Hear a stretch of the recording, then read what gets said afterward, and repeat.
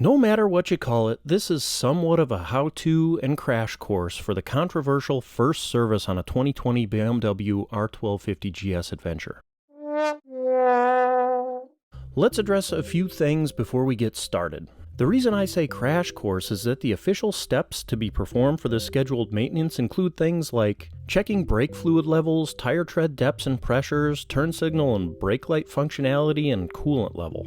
I'm not going to hold your hand through that or waste your time by making you sit through me checking that all 80 spokes have tension, only to find out that the tones aren't unique enough to make it sound like dirt off your shoulder, and any attempt to change the pitch in the editor sounds over-engineered. What a shame. The how-to is going to focus on the engine oil and filter, bevel gear oil, and resetting the maintenance interval. I mentioned controversy because people used to think you needed a dealer to do this service or it would void your warranty. Glad that's pretty much squashed, along with the classic forum threads asking how much a dealer should be charging for the first service and how hard people think that they're getting screwed by their dealer. Let's take a look at what's needed for the oil change.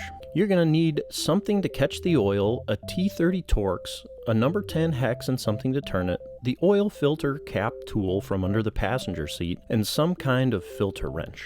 Remember that 1985 K100 I picked up and haven't finished turning into a cafe racer? The guy I bought it from gave me a box of junk with it, and the filter wrench happens to be a perfect fit. There's a little T30 Torx in the tools under the passenger seat, but I'm using one that I own because it's just going to be easier. For parts, you're going to need a new filter, crush washer, and 4 liters of your favorite oil. Why does everyone love coconut oil so much?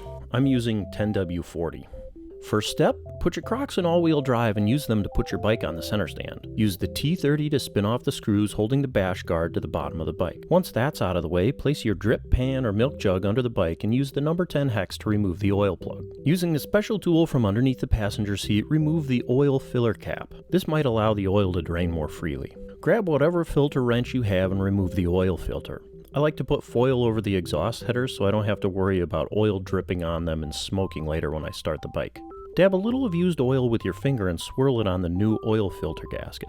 Place this on the bike and torque it to 11 Newton meters. Check the drain plug for any metal filings and replace the crush washer before putting it back onto the bike at 20 Newton meters. We're ready for new oil. Put a few liters in and keep an eye on the sight hole. I like to put the filler cap on for a moment and run the engine for a few seconds to distribute the oil before stopping and filling to the final level. Put your filler cap back on for good and have your minions reattach the skid plate. You want safety goggles? Safety is no accident, Gretchen. Okay. All right, get under there. You look like Horace Grant. No. Once everything's tight, your oil change is done. That's it, you did it!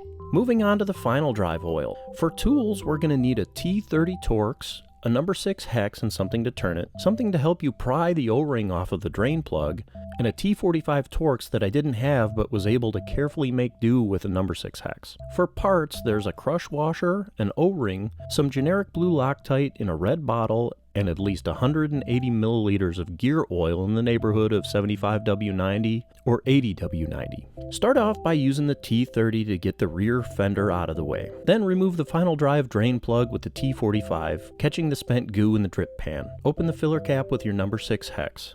This is a good opportunity to replace the O-ring on the drain plug and the crush washer on the filler cap. You may have noticed the odd angle of this filler hole. You're probably going to need some kind of bottle and tube to make this work. The final drive gears are so close that you can't squirt oil into it without it gushing back out. I use the industry standard turkey injector method. Even sticking the needle pretty far in would make it fill up quickly and spill out a little bit. Once you have 180 milliliters in there, tighten the cap to 20 Newton meters and replace the rear fender using some blue Loctite to secure the screws. At this point, your bevel gear oil change is done. That's it, you did it! The last thing that you should do is get that obnoxious maintenance warning reset. I pulled the trigger on one of those hex code GS911 modules that allows me to scan the bike and perform basic interactions. In a nutshell, help! I'm in a nutshell! This version hooks up to the OBD2 socket on the bike, which then acts as a middleman between either your phone or laptop and the bike's ECU. Within the Special Functions page, there's an option to set the service reminder forward a year or 6,000 miles, whichever comes first.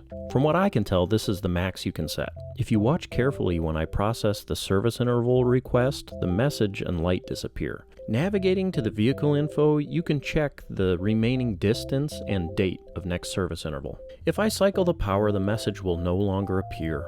I think this wraps up everything for the 600-mile service. I'll probably release these 3 steps in their own video just in case people are looking for help on an oil change or final drive lube. The Hexco GS911 module will probably be more in-depth. As always, thanks for watching. If I've earned your subscription, smash that button and leave a comment about how you think I'm doing. Feel free to take a gander at the other videos on my channel that revolve around the GS and my Ducati 1299. Until next time, run that engine in hard.